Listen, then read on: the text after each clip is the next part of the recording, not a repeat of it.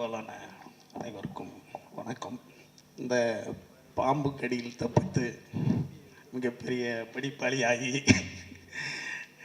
ஒரு இலக்கியவாதியாகி பேச்சாளராகி இன்னைக்கு நமக்கு மிகச்சிறந்த ஒரு அமைச்சராக கிடைத்திருக்கும் அன்பு தம்பி மாண்புமிகு ராஜ்மோகனை அந்த பாம்புக்கு நன்றி சொல்கிறேன் நான். ஒரு படிப்பாளியை பாம்பு உண்டாக்குச்சு அப்படின்ற ஒரு அருமையான ஒரு இலக்கியத்தை நமக்கு சொன்னார். அடுத்தது ஐயா முருகன் ஐயா அவர்கள் சினிமாவுக்கு இயக்குனராக ஆசைப்பட்டது தவறு இல்லை. வீட்டில் பணத்தை திருடிக்கிட்டு வந்தேன்னு சொன்னீங்க, பணத்தை எடுத்துக்கிட்டு வந்தேன்னு சொல்லியிருக்கலாம். ஏற்கனவே எங்கள் சினிமா உலகம் பாதிக்கப்பட்ட ஒரு இடம். அடுத்தது அமைச்சர் வேற இருக்கார், சினிமா அமைச்சர். அதனால் எடுத்துகிட்டு வந்தேன்னு சொல்லியிருக்கலாம் நீங்கள். சரி, அடுத்தது நான் ஐயா பூமணியிடம் நான் ஒரு 2 ஆண்டு காலம் உதவி இயக்குனராக இருந்தேன். அவர்கிட்ட நான் முதல் டைம் 97 நான் சென்னைக்கு அப்பப்போ வந்துட்டு போவேன் உதவி இயக்குனராகிறதுக்கு. அப்போ நான் சந்திக்கிற சில நண்பர்கள் மணிகண்ட யாதவ் அப்படின்னு ஒரு எடிட்டர் இருந்தார். அவர் கோடம்பாக்கத்துக்கு கீழே நம்ம சன் டிவி மாலா மேடம்னு ஒருத்தவங்க இருந்தாங்க. அவங்க ஒரு டப்பிங் தேட்டர் வச்சுருந்தாங்க. அந்த டப்பிங் தேட்டரில் பூமணி ஐயா அவர்கள் கருவேலம் பூக்களை முதல்ல தூர்தர்ஷனுக்கு ஒரு சின்ன ஒரு விஷயம், அதாவது ஒரு டாக்குமெண்ட்ரி மாதிரி ஒரு சின்னதாக பண்ணியிருந்தாங்க. அந்த டப்பிங் நடந்துகிட்டு இருந்தது. அப்போ நான் மணிகண்டனை போய் பார்க்க போகும்போது ஐயா ஒரு நாள் சந்தித்து, சார் நான் உதவி இயக்குனராக வரணும்னு ஆசைப்பட்றேன் அப்படின்னு சொன்னோன்னே, எப்பா நான் இதெல்லாம் முடிச்சிட்டேன், இப்போ டப்பிங் போயிட்டுருக்கு, அடுத்து உன்னை கூப்பிட்றேன்னு சொன்னாங்க. நான் சென்னை தஞ்சாவூர் போயிட்டேன். மீண்டும் பேனா நெப்பு இப்போ ஐயா எஸ்ரா சொன்னாங்க. அந்த டாக்குமெண்ட்ரி எடுக்கிறதுக்காக என்னை தஞ்சாவூருக்கு ஃபோன் பண்ணுறாரு. யார்? என் மணிகண்டன் நண்பர் ஃபோன் பண்ணார். நான் உடனே வந்தேன். அதுக்கு பிறகு நாங்கள் அந்த பேனா நெப்பு தயாரிக்கிற அப்போ அழிஞ்சிட்டு வருது, எல்லாம் பால் பெயிண்ட் பேனா வந்துடுச்சு. அந்த பேனா நெப்பு தயாரிக்கிற சின்ன சின்ன ஃபேக்ட்ரி இருந்தது அந்த கோயில்பட்டியை சுற்றி. அதை போயிட்டு நான் அவருக்கு ஒரு உதவியாளராக இருந்து, நான் ஒருத்தர் தான் அசிஸ்டண்ட்டு, கேமராமேன் ஒருத்தர் ரவின்னு இருந்தார், இப்போ இறந்துட்டார் அவர். போயிட்டு அதை நம்ம எடுத்தோம். அதுக்கு பிறகு நான் தஞ்சாவூர் போயிட்டேன். அதுக்கு பிறகு கொஞ்ச நாள் கழித்து இந்த மாதிரி கருவேலம்பூக்கள்னு ஒரு படம் எடுக்கிறதா அப்படின்னு சொன்னாங்க. இதுக்கிடையில் நான் அந்த பேனா நப்புகள் படம் டாக்குமெண்ட்ரி பண்ண போகிறோம்ல, அப்போ என்னென்னா உதவி இயக்குனர் ஆகிறதுக்கெலாம் அப்போ முன்னே என்னன்னு கேட்டிங்கன்னா கையெழுத்து அழகாக இருக்கணும். அடுத்தது ஒருத்தர்கிட்ட நம்ம போய் சேர்றோம்னா அவங்கள பற்றி தகவல்கள் நம்மளுக்கு இருக்கணும்ல. அதனால் என்ன பண்ணேன், இவர் மணிகண்டன் சொல்லிட்டாரு, அவர் பெரிய எழுத்தாளர்ப்பா, நான் எங்களுக்கெல்லாம் அப்போ இருந்த அறிவுக்கு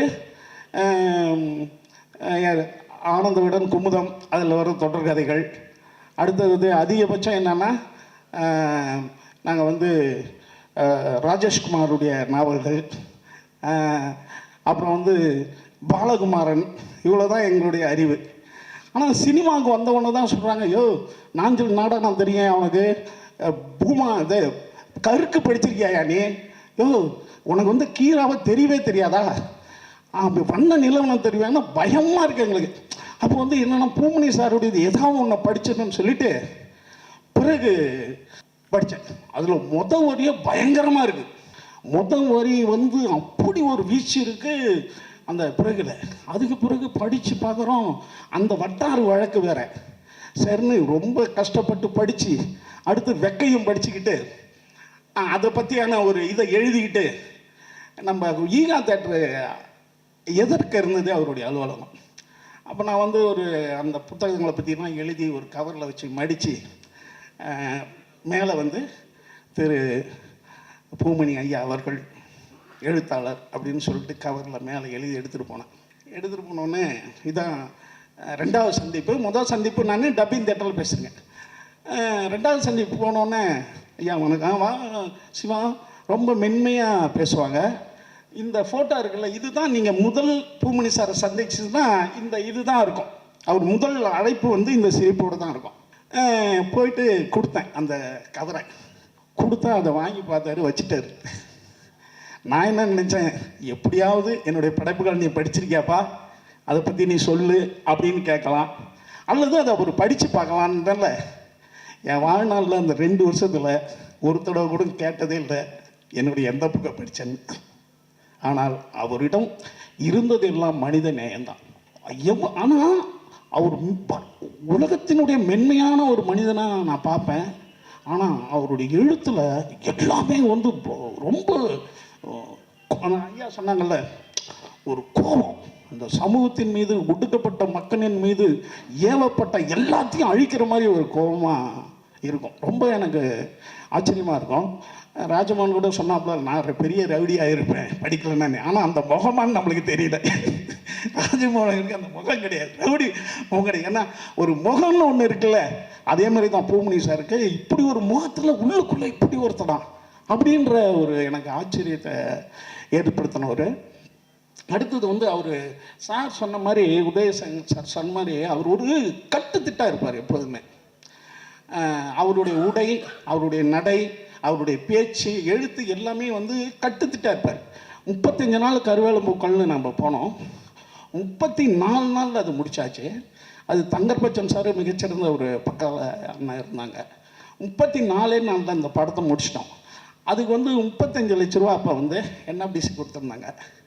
அது வந்து நாசர் சார், ரேவதி அம்மா எல்லாமே, ரேவதி அம்மா சாரி ராதிகா அம்மா எல்லாம் பண்ணோம். அது என்னென்னா 33 லட்ச ரூபாவில் படம் முடிஞ்சிருச்சு. முடிஞ்ச உடனே இப்போ நான் தான் வந்து கேஷ் ஹேண்டில் பண்ணிட்டு இருந்தேன். அசிஸ்டன்ட் டைரக்டராகவும் இருந்தேன். என்கிட்ட தான் கேஷ் கொடுத்து வைப்பார் சார். நான் ஒரு மஞ்சள் பையில் வச்சுட்டு இருப்பேன். நிறைய நாள் வந்து இளையராஜா சார் வந்து அவர் ரெக்கடை இந்த இடத்துல நான் ஒரு மேனேஜர்னு நினச்சிட்டேன். இடையில என்னை விடவே இல்லை. பூமணி சார் சொன்னார், சார் அவங்ககிட்ட தான் சார் பணம் இருக்குன்னு. பணம் வச்சிருக்கியா வாயா உள்ளன்ட்டார் ஒரு நாள். அந்த மாதிரி பணம் ஹேண்டில் பண்ணுவேன். அப்போ வந்து என்னென்னா ஒரு 2 லட்ச ரூபா மீந்துடுச்சு. மீன்னொன்னே நாசர் சார், ராதிகாமெல்லாம் என்ன நினச்சாங்கன்னா, அதை ஏன்னா ரொம்ப கம்மியான காசில் தான் அவங்க நடிக்க வந்திருந்தாங்க, திரும்பி எல்லாத்தையும் பிரித்து தந்துடுவார்னு நினச்சாங்க. ஆனால் அவர் என்ன பண்ணிட்டாரு, NFDCலே போய் கொடுத்துட்டாரு. இவ்வளோ தாங்க 33 லட்ச ரூபா முடிஞ்சிருச்சு, இந்தாங்க பாக்கி 2 லட்சம்னு. இவங்களுக்கும் கோபம் ஆயிடுச்சு. உடனே என் கோபம் ஆனால், எங்களுக்கு நாங்கள் ரொம்ப கம்மியான காசில் நடித்தோங்க, அதுவும் இல்லாமல் வெயிலியாங்க கோயில்பட்டியில் நாங்கள்லாம் எப்படி நடித்தோம் அந்த வெயிலில், எங்கள்கிட்ட திருப்பி தர வேண்டியதானேன்னு அவங்களுக்கு ரொம்ப வருத்தம்.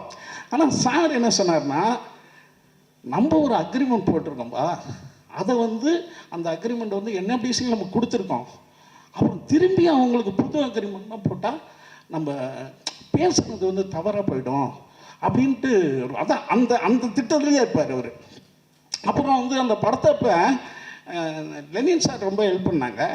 ஆனால் கடைசியாக வந்து இது வந்து நான் அப்போ ஃபஸ்ட்டு படம்ன்றதால என்னால் புரிஞ்ச முடியல. இளையராஜா சாருக்கும் அவருக்குமே கடைசியாக வந்து ஒரு சின்ன வருத்தத்தை நான் என்னன்னே கேட்கவே இல்லை. நான் கடைசியாக இளையராஜா சார் மேலே ஒரு சின்ன ஒரு வருத்தம் வந்திருந்தது. அது நான் என்னால் கடைசி வரைக்கும் என்னால் அதை கேட்டு தெரிஞ்சிக்க முடியாமல் இருந்தது. அப்புறம் அவர் கூட பயணிச்சதில் அஞ்ஞாடி வந்து எனக்கு தெரிஞ்ச அப்போல்லாம் அவர் பேசினதே கிடையாது. அவரு கூட நான் அலையும் போது அவர் ஊமைத்துறையை பற்றி மிகப்பெரிய ஒரு வரலாறு எழுதணும்னு என்கிட்ட சொல்லிட்டு இருந்தார். அதுக்காக நாங்கள் வந்து எட்டயபுரம், கைத்தாறு, பாளையங்கோட்டை, ஊமைத்துறையினுடைய கல்லறை அங்கெல்லாம் அவர் கூட நான் போயிருக்கேன் நான். ஆனால் அவர் வந்து ஊமைத்துறையை பற்றி எழுதணும், ஊமைத்துறை வந்து வந்து அவன் சவுண்டு கொடுப்பான் சிவா, அதுலேயே வெள்ளைக்காரன் பயந்துருவான் அப்படின்றது மிகப்பெரிய ஊமைத்துறையின் மீது மிகப்பெரிய ஒரு ஒரு காதல் கொண்டிருந்தார் அவர். அப்புறம் எனக்கு கருவேலம்புக்கள்ல அவருக்கு இன்னொரு பெரிய ஆச்சரியமான விஷயம் என்னென்னா, படப்பிடிப்பு முடிந்த பிறகு அவருக்கு அவர் அறைக்கு போனால் அன்றைக்கு நடந்த நிகழ்வை எழுதிட்டு இருப்பார். என்கிட்ட என்ன சொன்னால், நான் சொல்லுவேன், சார் ஷூட்டிங் முடிஞ்சிருச்சு சார், நாளைக்கு தான் பேர், ஏன்னா ஃபுல்லாகவே பேப்பர் இருந்தது எங்கள்கிட்ட. என்ன எழுதுறீங்கன்னு கேட்டால், இன்னைக்கு நிகழ்வுகள் என்ன நடந்தது அதை வந்து நான் ஒரு புத்தகமாக போட போகிறேன். ஒரு படத்தை ஸ்கிரிப்ட் எழுதிட்டோம், ஸ்கிரிப்டை எடுக்கிறோம், ஆனால் அதில் வர்ற இடையூறுகள், அதில் நடந்த மேட்ச், இந்த மாதிரி விஷயங்களெல்லாம் நான் எழுதி அதை ஒரு புத்தகமாக நம்ம வெளியிடணும் அப்படின்னு சொல்லியிருந்தாரு. அது எழுதிட்டு இருந்தார், நான் கண்ணாலே பார்த்துருக்கேன். அது என்னாச்சுன்னு எனக்கு தெரியல. அதே மாதிரி ஊமைத்துறையை பற்றி நிறைய குறிப்புகள் வந்து எழுதிட்டே இருந்தார். அது என்னாச்சுன்னு எனக்கு தெரியல. அப்புறம் அவர்கிட்ட மேலும் ஆச்சரியமான விஷயம் என்னென்னா,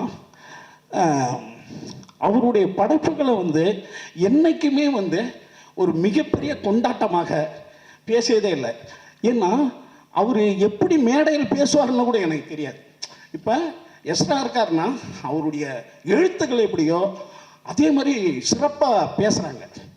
ஜெயகாந்தன் அந்த மாதிரி அவருடைய எழுத்துக்கள் எப்படியோ அப்படி ஒரு மனிதனாக அவர் பேசுவார். ஆனால் அவர் எப்படி முழுமையாக பேசுவார்னு கூட எனக்கு தெரியாது. ஆனால் படைப்புகள் அவ்வளோ வீரியமாக இருந்து நான் பயங்கரமாக அவரை ரசிச்சிருக்கேன். அடுத்தது வந்து வெட்கை நாவல் வந்து படமாகும்போது அது நான் அதில் ஒரு தனுஷுக்கு ஃப்ளாஷ்பேக்கில் அண்ணனாவும் நடிச்சிருப்பேன். நான் அதில் கூட இருந்தேன். அதில் என்னன்னா சாருக்கு வந்து வாழ்க்கை வந்து அதில் கொஞ்சம் மிஸ் ஆகுது அப்படின்ற மாதிரி ஒரு சின்ன வருத்தம் இருந்தது. ஆனால் வெற்றி என்ன நினச்சாருன்னா வெட்கையை ஒரு பாஷாவாக மாற்றணும்னு நினச்சார் அவர். நீங்கள் இன்னும் பார்த்தீங்கன்னா வெட்கை வந்து படமாகும்போது அசுரன் ஆகும்போது ஒரு பாட்ஷானுடைய ஸ்க்ரீன் பிளேயரில் இருக்கும். அதுதான் அவருடைய சினிமா ஐடியாவாக இருந்தது. அதில் வெற்றி மிகப்பெரிய வெற்றி அடைஞ்சார். ஆனால் ஒரு எழுத்தாளராக வாழ்வியல் வந்து கொஞ்சம் மிஸ் ஆச்சு அப்படின்ற அந்த வருடம் இருந்தது. அது வேறு வழி இல்லை. ஏன்னா ஒரு படைப்பு இன்னொரு வடிவமாகும் போது அது வந்து டைரக்டர் கையில் போயிடுது. அப்போ அது அந்த டைரக்டர் படமாக அது வந்தது. அதுக்கு பிறகு என்கிட்ட நிறையா நாள் வந்து ஒரு ஒரு 2 வருஷத்துக்குள்ள என்ன நிறையா பேசுவார்னா பிறகை வந்து படமாக்கணும், அதை நான் ஸ்கிரிப்ட் எழுதி வச்சுருக்கேன். அவருக்கு என்னென்னா விஜய் சேதுபதியை வச்சு எடுக்கணும்னு அவருக்கு ரொம்ப ஆசையாக இருந்தது. என்கிட்ட சொல்லியிருக்காரு ஃபோனில். ஆனால் கால சூழ்நிலை, இன்றைக்கி இருக்கிற வியாபார தளம், அதெல்லாம் எந்த அளவுக்கு சாத்தியன்றது தெரியலன்ற மாதிரி நான் தயங்கிட்டே இருந்தேன். ஆனால் விஜய் சேதுபதியை சந்திக்கிறதுக்கு அவர் ரொம்ப முனைப்பாக என்கிட்ட பேசிக்கிட்டு இருந்தார். இந்த நாளில் இன்னும் நிறையா நினைவுகள் இருக்குது. அதுவும் டைம் ஆகிடுச்சு, நிறைய பேர் இன்னும் பேசணும். வேடியை இப்போ வேறு அங்கங்கே பார்த்து ஆமாங்க ஆமாங்கன்றாரு. அதனால் நேரம் கருதி இந்த விழாவிற்கு அழைத்த உங்கள் அனைவருக்கும் நன்றி. அம்மா இங்கே வந்திருக்காங்க, அவங்க வீட்டுக்கு போயிருக்கேன், நான் சாப்பிட்ருக்கேன். இந்த நினைவு விழாவில் கலந்துக்கிட்டதுக்கும் அவங்க முன்னால் இதை பற்றி நான் பேசியதுக்கும் ரொம்ப நன்றியும் வணக்கமும். இதில் கலந்து கொண்ட உங்கள் அனைவரையும் நான் மீண்டும் வணங்கி விடைபெறுகிறேன். நன்றி, வணக்கம். அம்மா அவர்களை மேடைக்கு வைக்கிறேன். அம்மா வாங்க, ஒரே நிமிஷம் வந்துட்டு போயிருங்க. ஒரே நிமிஷம்.